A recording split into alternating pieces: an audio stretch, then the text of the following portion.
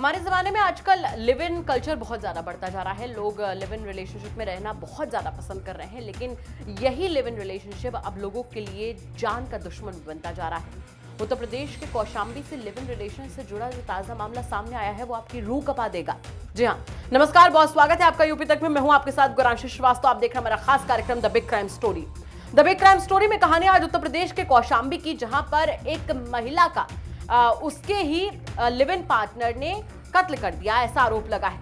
इसके साथ ही उसने उस महिला के बच्चों को धमकाया कि अगर इसके बारे में किसी को जानकारी दी तो वो उसे भी नहीं छोड़ेगा। जिसके बाद में महिला की बड़ी बेटी ने थोड़ी हिम्मत जुटाई और पुलिस और अपने ननिहाल में फोन किया, जिसके बाद इस सनसनीखेज मामले का खुलासा हुआ। उत्तर प्रदेश के कौशाम्बी जिले में लव जिहाद का एक सनसनीखेज मामला सामने आया है, जहां एक हिंदू लड़की को मुस्लिम धर्म स्वीकार न करना महंगा पड़ गया। आरोप है कि लिव इन रिलेशनशिप पार्टनर ने अपनी प्रेमिका की गला दबाकर हत्या कर दी। हत्या करने के बाद प्रेमिका के बच्चों को पुलिस और परिवार के अन्य सदस्यों को ना जानकारी देने के लिए भी धमकाया गया, लेकिन किसी तरीके से हिम्मत करके महिला की बड़ी बेटी ने पुलिस के अलावा अपने ननिहाल में भी मोबाइल फोन से घटना की जानकारी दी। बीती रात जब पुलिस को घटना की जानकारी हुई तो मौके पर पहुंची पुलिस ने शव को कब्जे में लेकर पोस्टमार्टम के लिए भेज दिया। मृतका की मां ने आरोपी के खिलाफ धर्म परिवर्तन न करने पर जान से मारने की तहरीर दी है। पुलिस मुकदमा दर्ज करके घटना की छानबीन में जुटी हुई है। मृतका की बेटी ने जो खुलासा किया वो और भी ज्यादा चौंकाने वाला था। उसका कहना था कि किस तरीके से जो लिव इन पार्टनर था वो दवा खिलाता था उसको, किस चीज की दवा है बच्ची को पता भी नहीं है, और उसके बाद में उसे धमकाता था। और महिला का साफ तौर पर यह कहना था कि उसे उसके लिव इन पार्टनर के ऊपर भरोसा नहीं है। क्या कुछ कह रही एक मासूम सी बच्ची जिसने अपनी माँ की दर्दनाक मौत झेली, और उससे भी बड़ी बात जिस परिस्थितियों में झेली वो वाकई डरा देने वाली है। सुनते हैं क्या कुछ कह रही है मृतका की बच्ची। क्या घटना हुई थी बेटा? घटना 8 तारीख को मिर्ज़ापुर बुलाए थे। ज़बरदस्ती मम्मी नहीं जा रही थी। मम्मी बोल रही थी मैं नहीं आऊँगी, तुम मेरे को तुम्हारे ऊपर भरोसा नहीं है। हर बात पे दवा खिला दिया करते थे। ज़बरदस्ती बुखार होता था तो किसी और चीज़ की दवा खिलाते थे, इंजेक्शन लगा देते थे खुद से। और फिर मम्मी को बोल रही थी मुझे तुम्हारे ऊपर भरोसा नहीं है, तो मैं नहीं आऊँगी। तो फिर भी बुला के लेके गए। फिर वहाँ 4-5 दिन थे, बात होत नहीं करवाते थे हमारी मम्मी से। हम अकेले थे यहाँ पे, बात भी नहीं करवाते थे कभी। हर टाइम बोलती थी मम्मी से बात करवाइए मेरी, तो बोलते मम्मी से बात करके क्या करोगी। फिर उसके बाद 14 या 13 तारीख को मेरी मम्मी से बात हुई। हम लोग स्कूल नहीं गए तो मम्मी बोल रही थी तुम स्कूल क्यों नहीं गई। फिर वही 5-6 मिनट बात हुई। उसके बाद शाम को फ़ोन करके 8 बजे बोलते हैं कि तुम्हारी मम्मी की तबीयत बहुत ज़्यादा ख़राब है। तो मैंने बोला बात कराइए मम्मी से। तो बोल रहे हैं कि फ़ोन दिए, मम्मी हेलो बोली। उसके बाद मम्मी कुछ बोलने लगी तो फ़ोन दूर ले जाके बोलते देखो तुम्हारी मम्मी ऐसे बड़बड़ा रही है। फिर उसके बाद फ़ोन कट कर दिया और मतलब ज़बरदस्ती मार वार दिए, फांसी उसी शायद ऐसे लगा के। और फिर 2 बजे डेड बॉडी लेके कितने चले। सालों से दोनों लोग रहते थे? कहाँ दोस्त मुलाकात हुई थी?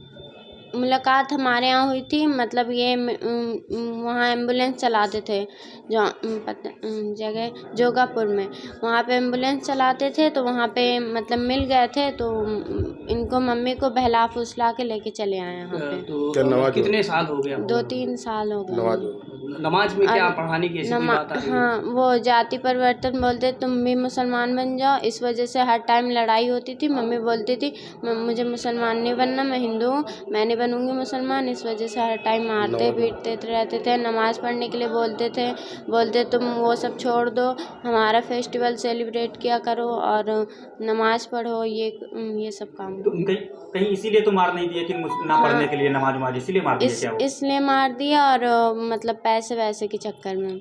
अच्छा, तो कितने दिन वो मिर्जापुर में कितने दिनों से रह रहे थे? मिर्ज़ापुर में 5-6 दिनों से लेके गए थे, रह रहे थे। इससे पहले भी कभी गए थे? इससे पहले मतलब बुलाते थे, अगर मम्मी के थोड़ा सा बुखार उखार आता था तो बुलाते थे और फिर वहाँ मम्मी चली जाती थी और भी तबीयत खराब। क्या वो व्यक्ति वहीं मिर्जापुर में रहता था? हाँ, वहीं पे मतलब एम्बुलेंस चलाते जीवीके MRI की। सूचना आपको कब 108 मिली इसकी? मुझे सूचना 2 बजे मिली है और डेट बोल रहे थे 8 बजे हो गई थी। कब? रात में। आज? नहीं, परसों। वहीं इस पूरे मामले पर पुलिस का क्या कुछ कहना है, चलिए वो भी आपको सुनवा देते हैं। देखिए, कल देर रात पश्चिम सरीरा पे एक 112 की कॉल आई हुई थी, जिसमें असाढ़ा में एक युवती के डेड बॉडी होने की सूचना थी।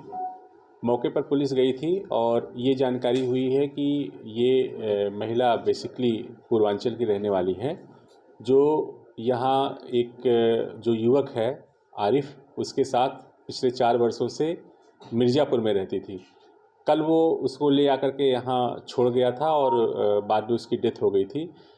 पुलिस ने उस डेड बॉडी को पोस्टमार्टम के लिए भेजा हुआ है और आरिफ की तलाश की जा रही है। बहुत जल्दी विवेचना से सारे रहस्यों पर जो भी पर्दा है वो उठ जाएगा कि ये किस प्रकार से उनके साथ रहती थी और पूरे प्रकरण के पीछे क्या है। नहीं, उसकी बेटी है साथ में रह रही थी जो, वो आरोप लगा रही कि धर्म परिवर्तन का दबाव बनाया जा रहा था नमाज पढ़ाने के लिए। अगर इस तरह का कोई भी तथ्य आ रहा है तो निश्चित रूप से इसमें कार्रवाई की जाएगी, पुलिस उस पर कड़ी विधिक कार्रवाई करेगी। तो सुना आपने कि आरोपी आरिफ जो कि इस वक्त फरार चल रहा है, उसको लेकर पुलिस ने क्या कुछ कहा है, जांच के आदेश दे दिए हैं। मृतका की बच्ची ने जिस तरीके से बताया और जो जानकारी निकलकर सामने आई कि लगातार आरिफ उस पर दबाव बना रहा था कि वो मुस्लिम धर्म अपना ले, लेकिन महिला अपना हिंदू धर्म नहीं छोड़ना चाहती थी, जिसके बाद में इस खौफनाक वारदात को अंजाम दिया गया, ऐसा आरोप लगा है। सवाल यहाँ पर यह उठता है कि क्या प्यार से बड़ा धर्म परिवर्तन हो गया है? सवाल यहाँ ये उठता है कि लिव इन रिलेशनशिप में रहने के बाद भी धर्म, जाति, इन सब की बेड़ियां अब भी लोगों को जकड़े हुए हैं। इन्हीं सवालों के साथ आपको छोड़कर जा रहे हैं। साथ ही आपसे भी कह दें कि अगर आपके आसपास के इलाके में कोई ऐसी बड़ी घटना होती है जो कि क्राइम की एक बड़ी खबर बन सकती है, तो हमें कमेंट करके जरूर बताइएगा। हम उसकी तह तक जाएंगे, उसके बाद में उसे खबर के तौर पर आप तक जरूर पहुंचाएंगे। नमस्कार।